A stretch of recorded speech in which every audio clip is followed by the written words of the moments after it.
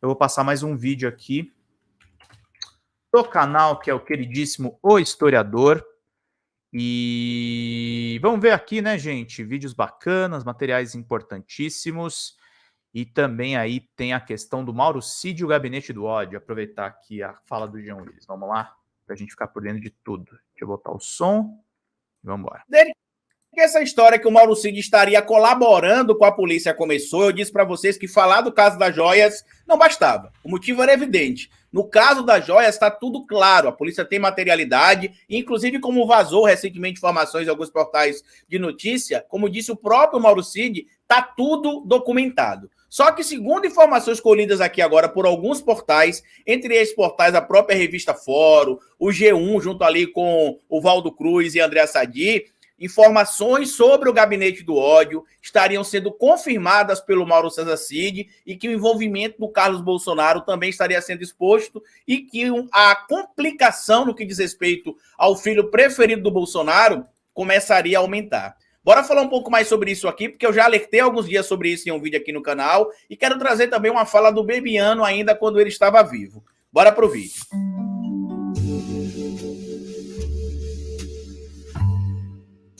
Pois bem, meu povo, antes de seguir esse vídeo, eu queria pedir a você que deixasse like no começo do vídeo, porque se deixar lá para o final você esquece. E queria pedir a você também, se puder colaborar com o nosso trabalho, que seja membro do canal, o apoiador. É a maneira que você tem de manter o nosso canal existindo aqui de forma independente. E se puder colaborar de qualquer outra maneira, além de ser membro do canal e apoiador, eu peço a vocês que colaborem também com o nosso Pix. O Pix do canal é esse que está aparecendo aí na tela. E você pode colaborar se quiser, quando quiser e se puder. Segunda-feira, inclusive, como eu já disse, vou repetir, é meu aniversário. Eu não sei ainda se eu vou gravar vídeo, se eu vou fazer alguma coisa, ainda estou pensando. Mas esse aí, se você quiser, inclusive, dar um presente para o produtor de conteúdo de política de vocês, é esse o Pix aí. E você não é obrigado a doar nada, tá? Mas se você quiser, eu vou ficar muito agradecido também. Hoje eu quero falar com vocês sobre um material que a gente vem confirmando há alguns dias aqui nesse canal. Desde quando foi cogitada a possibilidade de o Mauro César Cid fazer uma delação premiada contra o clã Bolsonaro, eu disse para vocês que dizer meramente como é que se desenrolou o esquema das joias não seria algo que traria muito interesse da polícia. Na época eu até trouxe materiais para vocês aqui também, mostrando que a polícia mesmo dizia que não tinha interesse em colocar ali em prática, por exemplo, um acerto de delação no caso da joia, já que a polícia já tinha descoberto tudo, porque a materialidade, a documentação de todo o trâmite foi feito no WhatsApp e em outras trocas de mensagens, em materialização também em documentos, como é o caso do recibo, pego ali pelo Frederico Wassef, então não faria sentido a polícia fazer um acordo de delação em torno disso. Ele precisaria trazer outras coisas. E aí eu rememorei, inclusive, a vocês que o Mauro Cid não estava preso por causa do caso das joias. Ele foi preso em maio por conta da falsificação de cartão de vacinação. E segundo informações trazidas pelo G1 e também trazidas aqui pela revista Fórum, o Mauro Cid estaria colaborando no caso das joias, dos atos golpistas, do gabinete do ódio, dos cartões de vacina falso e da própria questão de disseminação falsa das situações que envolvem a Covid-19 e os ataques às instituições democráticas do nosso país. E isso, inclusive, estaria expondo a figura do Carlos Bolsonaro como principal agente ativo do que a gente conheceu publicamente como o Gabinete do Ódio. Inclusive, eu fiz um vídeo aqui alguns dias atrás, se você não viu ainda isso, veja aqui no canal, porque eu trouxe o material lá de 2019, quando o deputado à época, Alexandre Frota,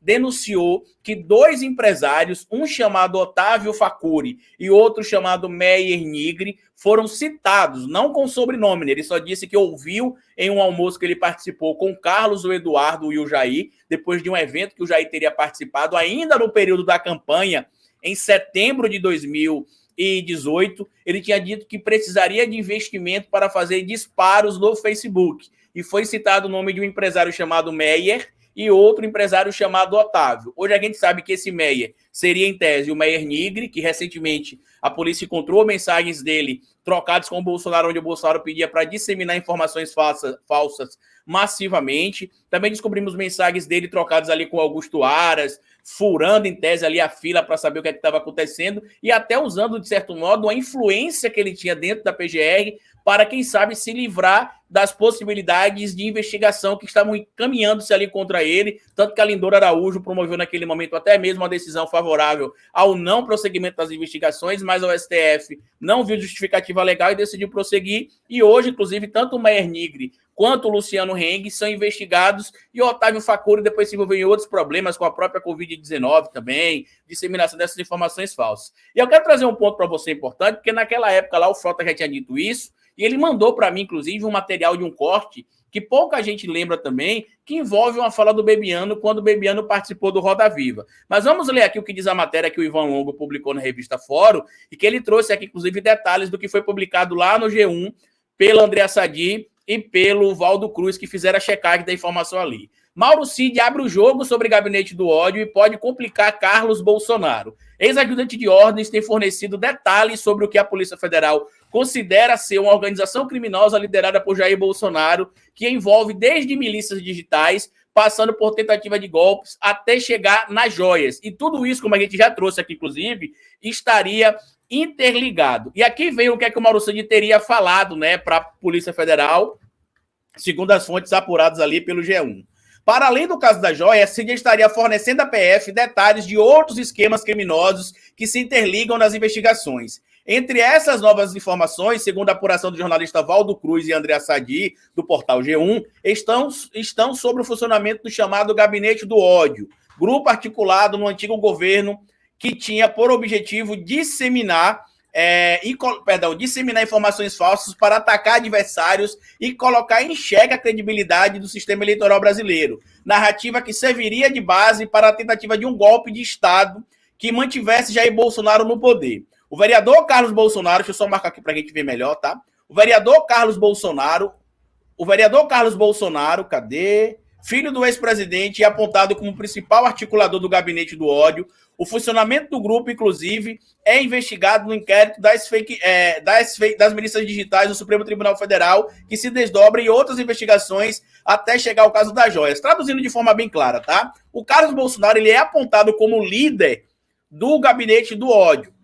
E aí, segundo essas informações checadas ali pelo portal G1, pelo Valdo Cruz e pela Andréa Sadi, que também foi confirmada aqui pelo próprio Ivan Longo na revista Fórum também, a polícia conseguiu encontrar ligações entre tudo que está acontecendo agora do caso das joias, das vacinações, a tentativa de golpe do 8 de janeiro, os ataques ao STF, ao TSE, às zonas eletrônicas, com o trabalho de disseminação de informação falsa promovida e produzida pelo chamado Gabinete do Ódio, liderado ali pelo Carlos Bolsonaro. E aqui tem uma coisa importante, né? Porque como a gente tem trazido aqui para vocês, e eu já tinha dito, inclusive, em outros momentos, que tudo estaria conectado, né? O caso das joias, o caso dos cartões de vacinação, e a própria Polícia Federal de Justiça trabalha com essa análise. Ó. Segundo o magistrado, a partir do avanço das investigações da PF, no caso, o ministro Alexandre de Moraes, né, e outros membros ali do STF, o que é que dá para encontrar? Dá para encontrar 5 eixos aqui que se conectam diretamente da atuação da referida organização criminosa,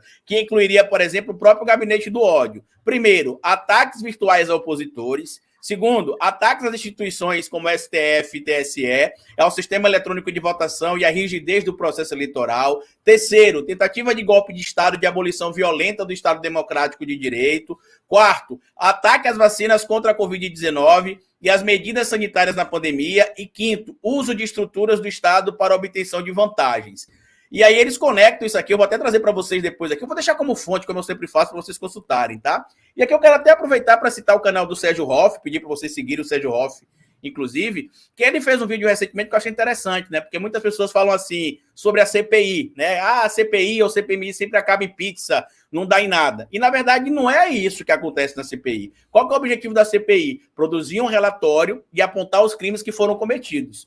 Quando ela dá ou não dá em algo, a culpa não é da CPI. A culpa é do Poder Judiciário, no caso especificamente do governo Bolsonaro. A gente vê ali que existia uma proteção do Aras ali para que não se tivesse prosseguimento. Mesmo quando o Poder Judiciário tentava intervir de alguma maneira, através da figura do ministro Alexandre de Moraes e outros ministros, sempre o Aras, o Arlindo Araújo, dava um jeito de blindar o Bolsonaro ali para impedir, blindar, né, para impedir que ele fosse punido pelos crimes que ele cometeu, já que quando ele era presidente da República, apenas a PGR poderia ali abrir investigação contra ele, ou a PGR teria de avalizar, né, mesmo que o STF quisesse abrir investigação, a PGR teria de autorizar essa abertura de investigação para que os procedimentos pudessem seguir, e não seguiram.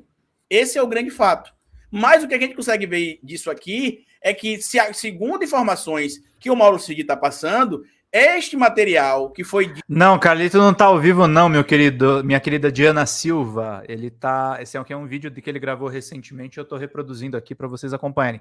Pinguem superchat, gente, antes da gente fechar a live. Vamos lá. Aqui. Lá em 2019, se não me fala... Não, em 2020, perdão. Na entrevista que o Bebiano deu, faz todo um sentido, tá? Pelo menos esse corte todo 2020. Eu não lembro se a entrevista dele foi 2019 ou 2020. O que eu lembro é que ele deixou o governo ainda em 2019. Eu não me recordo agora se essa entrevista foi concedida em 2020. Até tem aqui no YouTube, mas como não era o objetivo do nosso material, eu não olhei aqui exatamente a data da entrevista que foi concedida na íntegra, mas vocês podem consultar, que eu vou deixar o link aqui para vocês consultarem depois da entrevista dele. Até tá aqui, ó. Isso mesmo, 2 de março de 2020 foi quando ele concedeu a entrevista.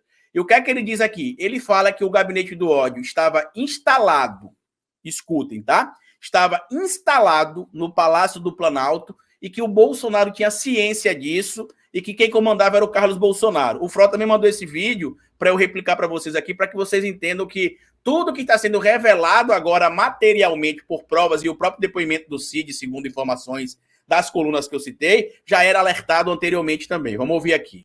Que foi instalado sim, né? Tanto que as denúncias sobre o Carlos Bolsonaro trazem essa informação e aí evidencia a segunda fala do falecido Bebiano que o Bolsonaro sabia. Então, o Mauro Cid também, em tese, saberia, e a gente pode ter essas conexões aí muito em breve. Eu queria que você comentasse aqui, por gentileza, o que é que você acha de tudo isso. Queria que você se inscrevesse também no nosso canal, se você ainda não é inscrito. Pedir para você compartilhar esse material com outras pessoas. Seguir o nosso canal de cortes também. Deixa aqui embaixo a sua opinião, porque como eu sempre digo para vocês aqui no final de cada vídeo, é melhor escrever errado a coisa certa do que escrever certo a coisa errada. Patativa do Assaré. Até nosso próximo vídeo.